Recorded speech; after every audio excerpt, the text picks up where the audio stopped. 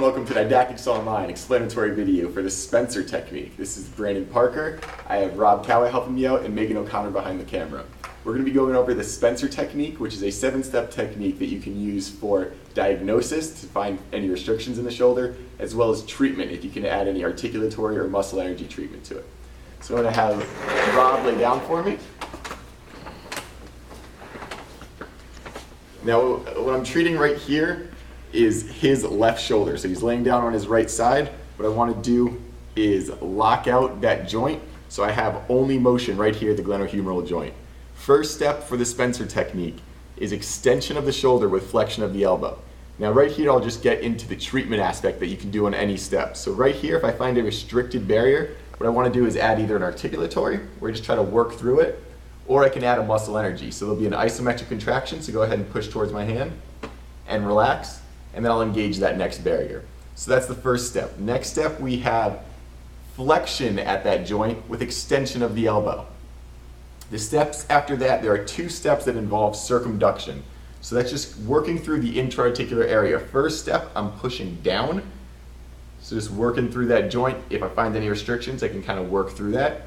After that, I'm going to go into traction with circumduction. I like to hold right here in case there's any elbow pathologies. But you can also hold up here at the wrist if you find that easier. And again, traction and circumduction. The steps following that, keep your hand right here and then put the patient's hand just proximal to your elbow. First step now is going to be abduction and internal rotation, again looking for any restrictions. A deduction and external rotation, followed by a deduction and internal rotation. A little pearl here is that as you're looking for any restrictions in this joint, you don't want to apply too much force because that can hurt the shoulder. So what I do, my rule of thumb is just 2 fingers, and that amount of force is about as much as you need. And then if there's any restriction, just go ahead and push against me and relax, and I can move it to that next barrier. After that, I'm bringing the arm up into abduction and extension and putting his hand on my shoulder. Now the steps for all of the Spencer technique don't necessarily matter what order you do it in. If you just want to focus on one type of motion, you can do that.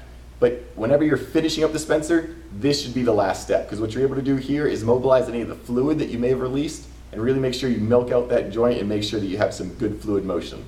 So what you want to do here is just kind of work through that joint, make sure you're mobilizing any intra-articular fluid. And what I like to do is just walk up and down. So I'm varying the degrees of abduction in that glenohumeral joint.